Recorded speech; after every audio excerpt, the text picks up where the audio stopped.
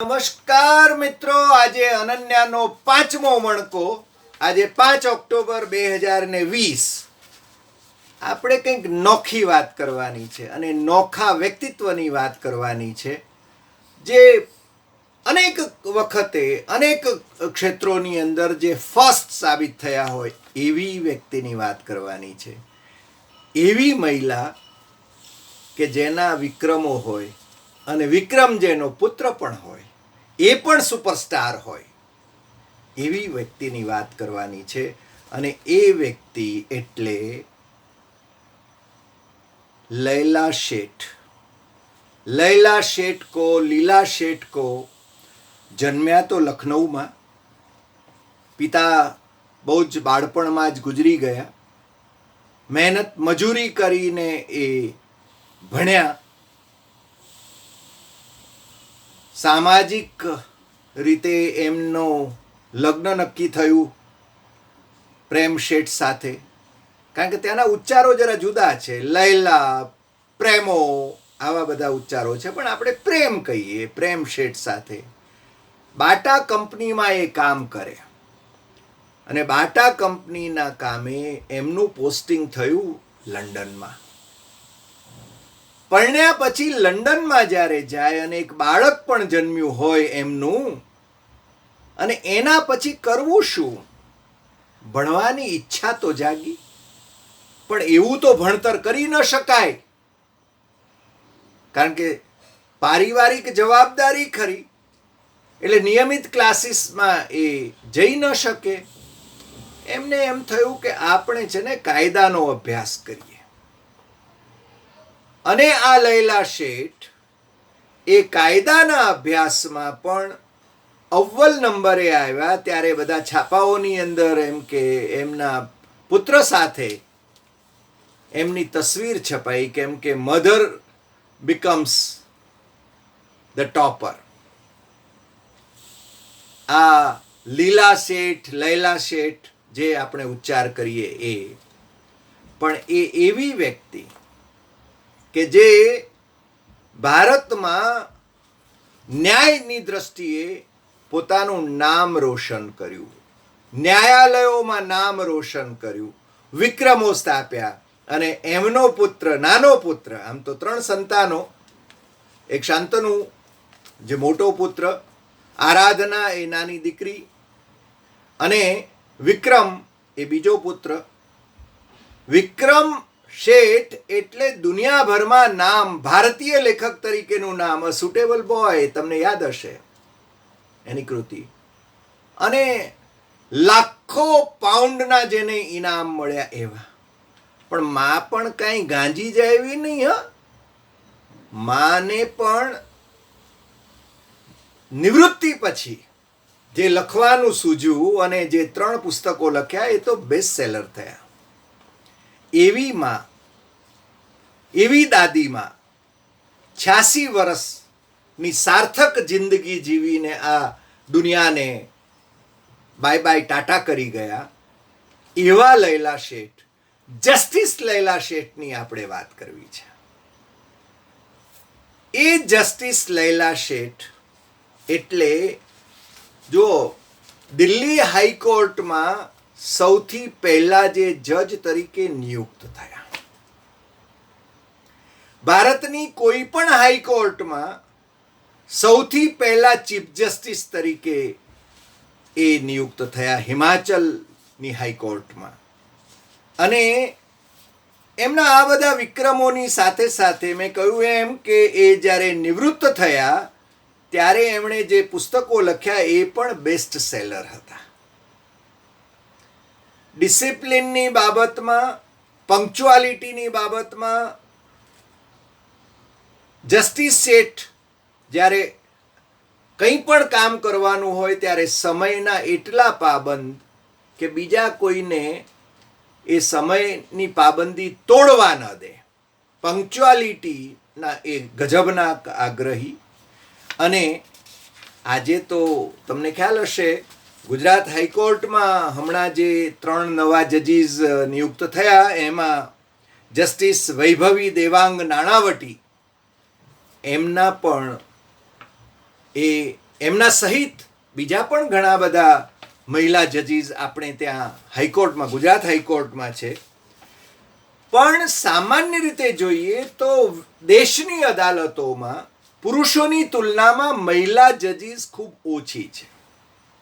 અને આ જસ્ટિસ શેઠ એ મહિલા સશક્તિકરણના બહુ જ આગ્રહી, મહિલાઓના સંપત્તિના અધિકારના સંદર્ભમાં પણ ખૂબ આગ્રહી, અને એનાથી વિશેષ ગે અધિકારો ને પ્રતિબંધિત કરતી જે બંધારણીય કલમ 377ની જે હતી એના એ વિરોધી.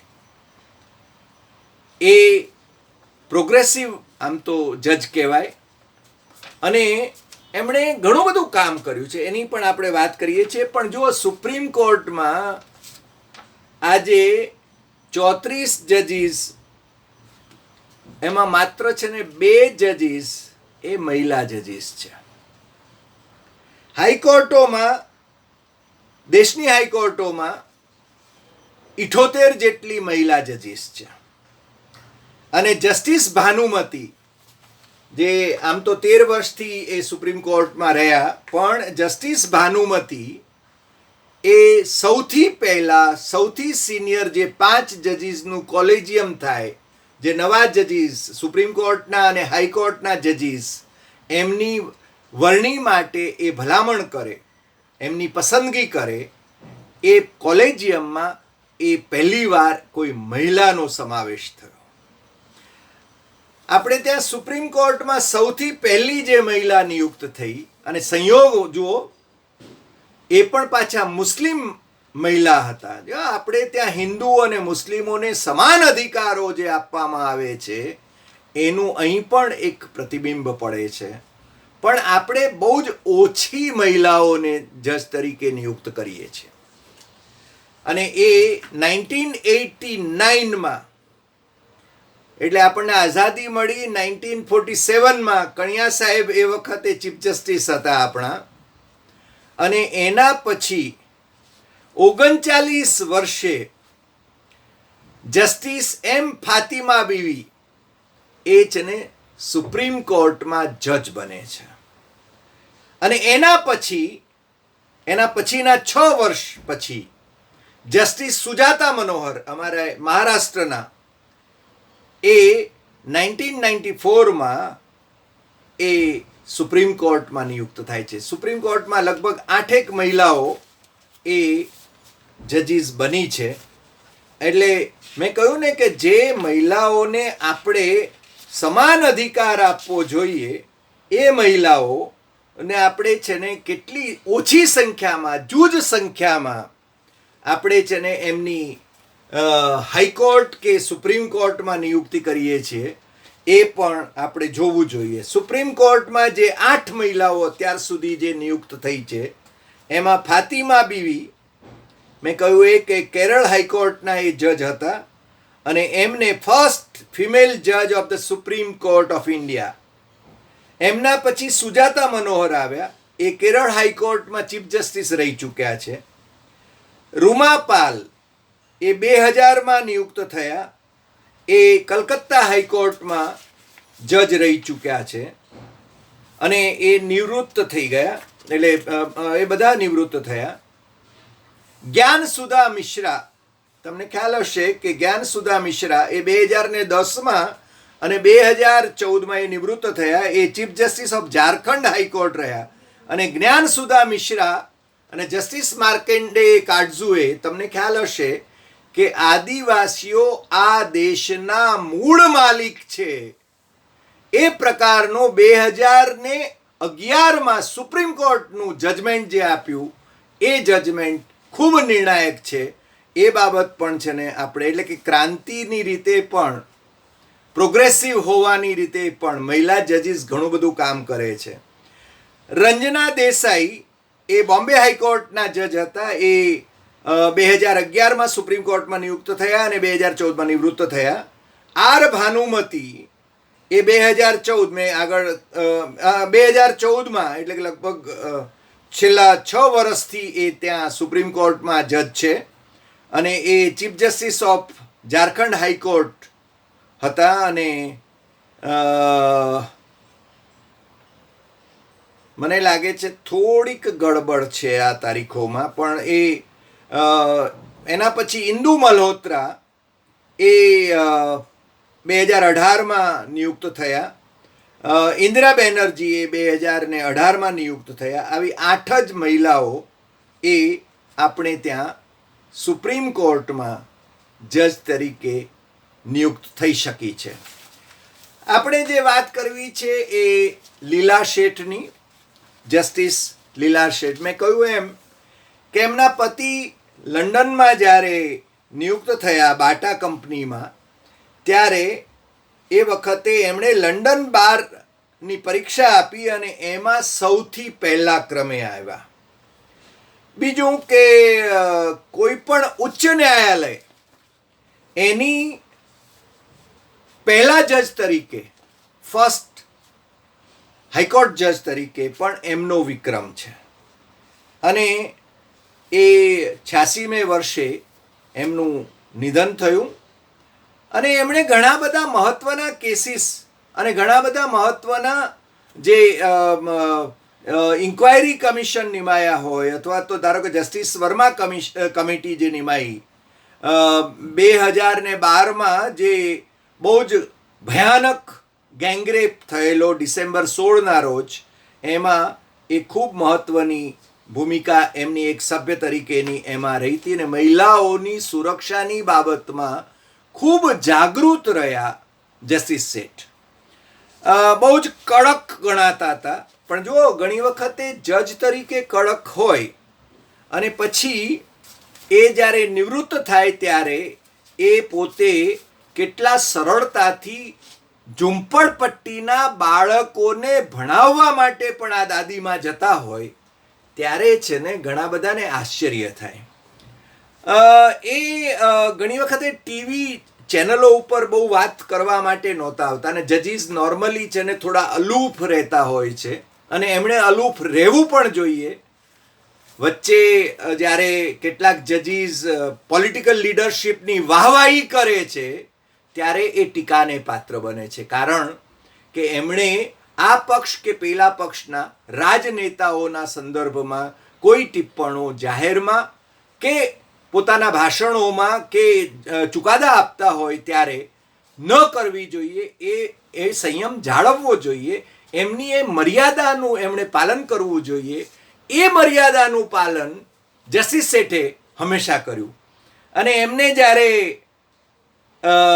ટીવીવાળાઓએ ઇન્ટરવ્યૂ આપવા માટે જ્યારે કહ્યું, ત્યારે એમણે કહ્યું કે મને ટીવી ચેનલો પરની ચર્ચા જોવી ગમે છે, જો એ સ્તરની હોય તો. ઇન્ડિયા વોન્ટ્સ ટુ નો જેવી ચર્ચા નહીં હો. ઇન્ડિયા વોન્ટ્સ ટુ નો. મને લાગે છે કે તાડુકીને જ્યારે એન્કરો વાત કરતા હોય ત્યારે છે ને એમાં તથ્ય ઓછું હોય અને માત્ર છે ને દેખાડા વધારે હોય એવું વધારે લાગે છે. સામાન્ય રીતે હું ટીવી ચેનલો ઉપર જાઉં છું, પણ હું બહુ જ સંયમી રીતે જવાનું પસંદ કરું છું. કારણ કે ટીવી ચેનલો ઉપર ઘોંઘાટ વધારે થાય છે. આ પક્ષ કે પેલા પક્ષના પ્રવક્તાઓ છે ને એ મુખ્ય મુદ્દાઓની વાત કરવાને બદલે મુદ્દાઓને ડાયવર્ટ કરતા હોય છે. અને એટલા માટે જ લીલા શેઠ પણ એમ કહે છે કે મને ટીવી ચેનલો પરની ચર્ચા જોવી ગમે છે, પણ એમાં ભાગ લેવાનું પસંદ પડતું નથી.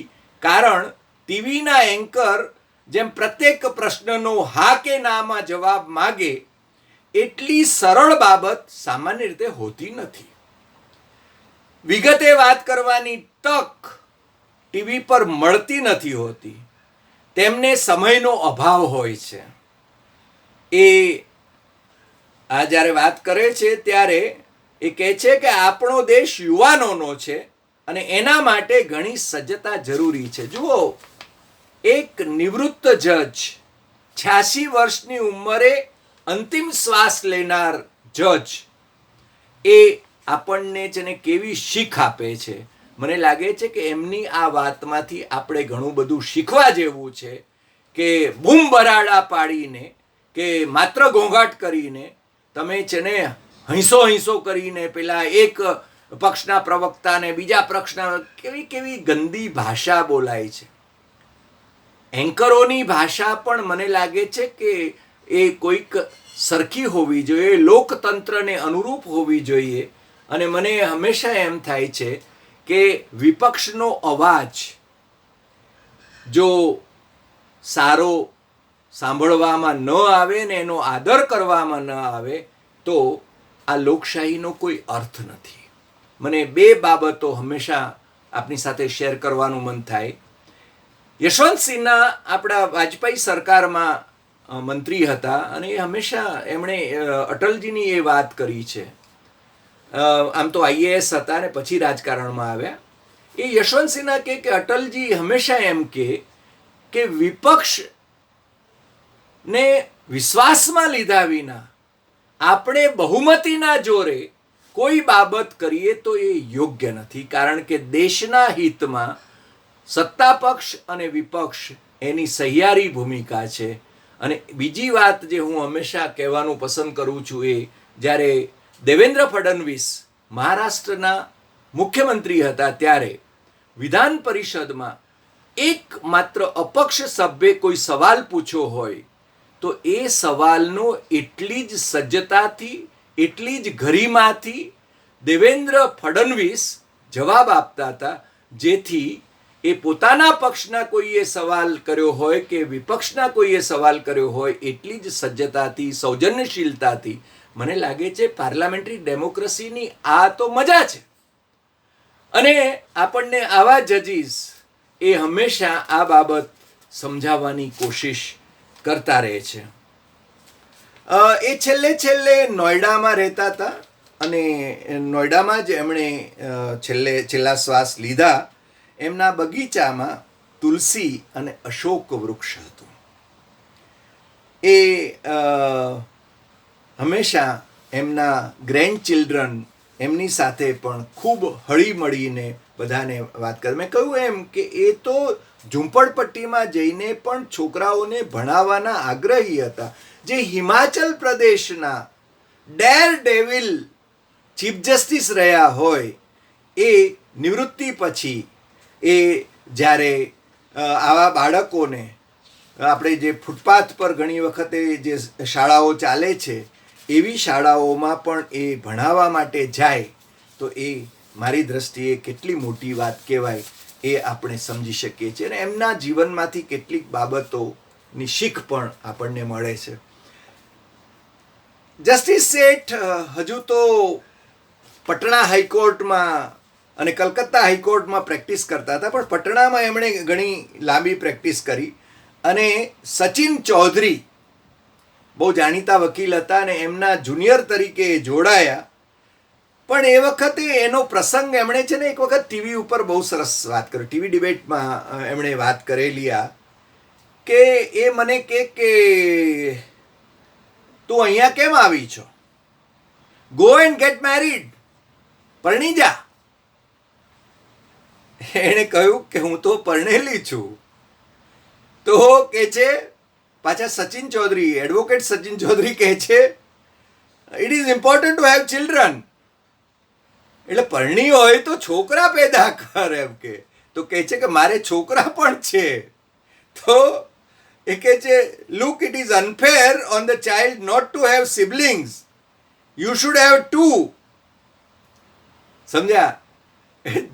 એડવોકેટ કહે છે કે એક છોકરાને બીજું ભેરું પણ હોવું જોઈએ, એમ કે બીજું તમારું બાળક હોવું જોઈએ. સિબલિંગ્સની વાત કરે છે.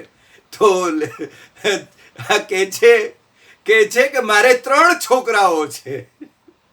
અને એ ઘણો સમય સુધી એ પટણામાં પણ એમણે પ્રેક્ટિસ કરી, કલકત્તામાં પ્રેક્ટિસ કરી. કલકત્તાના બાટા કંપનીમાં એમના પતિ ત્યાં કામ પણ કરતા હતા.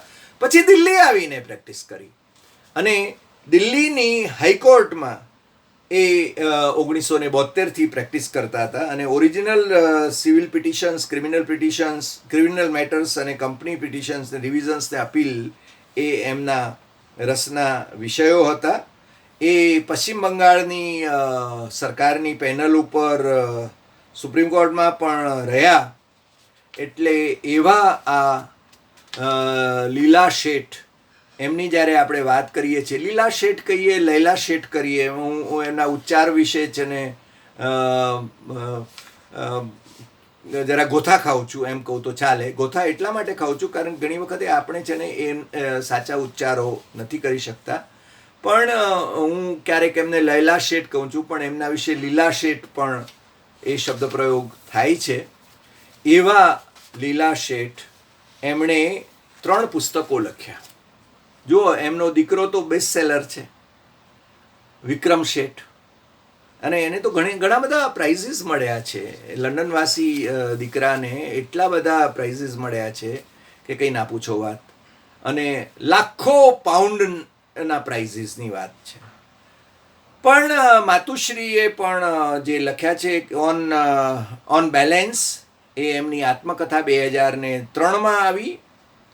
એના પછી ધ ચિલ્ડ્રન ઓફ ઇન્ડિયા એ 2010માં આવી, અને એ ભારતના દેશના બાળકોના સંદર્ભમાં એમને બંધારણ સમજાય, સરળ ભાષામાં સમજાય, મોટા મોટા જાર્ગન્સ જે કહીએ ને, મોટા ભારેખમ શબ્દો વાપરીને આપણે ઘણી વખતે પેલું છે ને ભદ્રમ ભદ્ર ગોમાત્રીનું જે સરસ્વતી ચંદ્રમાં જે ભાષા વપરાય છે એવી ભદ્રમ ભદ્ર ભાષા અથવા ભારેખમ ભાષા નહીં, ગાંધીજી કહેતા હતા એવી કોશિયાને પણ સમજાય એવી ભાષામાં તમે બંધારણને જો રજૂ કરી શકો તો બાળકોથી માંડીને વૃદ્ધો સુધી, ભણેલા ગણેલાથી માંડીને અભણ સુધી એ બધા સમજી શકે અને પોતાના અધિકારો વિશે જાગૃત રહી શકે.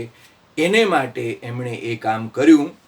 અને એમનું ત્રીજું પણ જે પુસ્તક એમણે લખ્યું 2014માં, એનું એ પુસ્તક છે talking of justice, people's right in modern India. જો આ મહિલા એ સતત મહિલાઓના અધિકારો માટે જ જાગૃત રહ્યા એવું નહીં, બધા જ સામાન્ય બાળકોને પણ બંધારણ સમજાય અથવા તો અભણ માણસોને પણ સમજાય અને એમના અધિકારો વિશે એ લોકોમાં જાગૃતિ આવે. સ્ત્રીઓના અધિકારો વિશે તો સવિશેષ એ એક્ટિવિસ્ટ જજ તરીકે એમની છબી રહી. અને મેં કહ્યું એમ કે જે ગે અધિકારો વિશે પણ એ પોતે અને પોતાના પુત્ર ગે હોવાના સંદર્ભમાં પણ એમને છે ને કોઈ છોછ નહોતો. એના સંદર્ભમાં પણ એ સ્વીકારીને ચાલતા હતા ને ગેના અધિકારો એને માટે પણ એ છે ને આગ્રહી હંમેશા રહ્યા છે. એવા જસ્ટિસ શેઠ, એમણે હિન્દુ વારસાધારો એની અંદર કેટલાક મહિલા અધિકારો, સમાન અધિકારો મળે દીકરીઓને, એને માટે એમના પારિવારિક એની પ્રોપર્ટીમાં એને માટે પણ એમણે ઝુંબેશો ચલાવી છે. આવા જસ્ટિસ શેઠ એમને આપણે આજે એટલા માટે યાદ કરીએ છીએ કે એ માત્ર જીવ્યા ત્યાં સુધી નહીં, એમણે એ મૃત્યુ પછી પણ એ સાર્થક મૃત્યુ એમનું હતું, કારણ કે એમણે પોતાના અંગનું દાન કરેલું. પોતાના બધા જ અંગો એમ કે કોઈને ને કોઈને ઉપયોગી થાય એટલા માટે એમણે દેહદાન કરેલું. અને એવા આ જસ્ટિસ શેઠ એમને આજે આપણે યાદ કરીએ છીએ ત્યારે આપણને એમ થાય છે કે આ જે નવી પેઢી આવી રહી છે, અને હજુ પણ મને લાગે છે કે સુપ્રીમ કોર્ટ હોય કે હાઈકોર્ટ હોય કે બીજી અદાલતો હોય, આપણે ત્યાં હજુ પણ મહિલા ન્યાયાધીશોની સંખ્યા એ પુરુષો સમોવડી નથી, એ એટલી જ હકીકત છે. મહિલાઓને હજી પણ એટલો આદર આપીને, ભલે એમના અધિકારો છે, એ જજ છે, સુપ્રીમ કોર્ટના જજ છે, હાઈકોર્ટના જજ છે, એટલે એમના સાથી જજીસ એ એમને આદર આપે, પણ ખાનગી ખૂણે ક્યાંક ને ક્યાંક ચણભણ થતી હોય છે. પણ મહિલાઓમાં વધારે ક્ષમતા હોય છે, એ વધારે સબળા હોય છે, એ વાત એ અબળા નથી એ વાત ગાંધીજી જ્યારે કહેતા હતા એનું આપણે સ્મરણ કરીએ અને આવા જસ્ટિસ લૈલા શેઠ જેવા વ્યક્તિત્વો એમને આપણે જ્યારે જોઈએ છીએ ત્યારે એ સમાજની ઘણી બધી વ્યક્તિઓ માટે, માત્ર સ્ત્રીઓ માટે જ નહીં, માત્ર યુવતીઓ માટે જ નહીં, પણ પુરુષો માટે અને બીજા બધાને માટે, નાગરિકો માટે પણ એ પ્રેરણારૂપ છે. આજે આટલી વાત. આવતીકાલે ફરી મળીશું અનન્યાના આવતા મણકાની અંદર કોઈ નોખી મહિલા વ્યક્તિત્વની વાત કરવા માટે. બરાબર 9 ટકોરે આપણે મળીશું.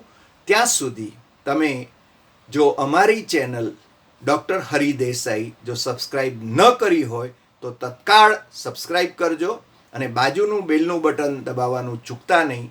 આપણે એક જાહેરાત પણ મારે આ તબક્કે કરવી છે. 11 ઓક્ટોબરથી આપણી પેલી સચ્ચાઈની શ્રેણી શરૂ થાય છે, જે બહુ જ પોપ્યુલર થઈ છે. દેશમાં વિદેશમાં ઘણા બધા મિત્રો એની સાથે જોડાઈ રહ્યા છે. પુરુષો અને સ્ત્રીઓ બધા એ જુએ છે.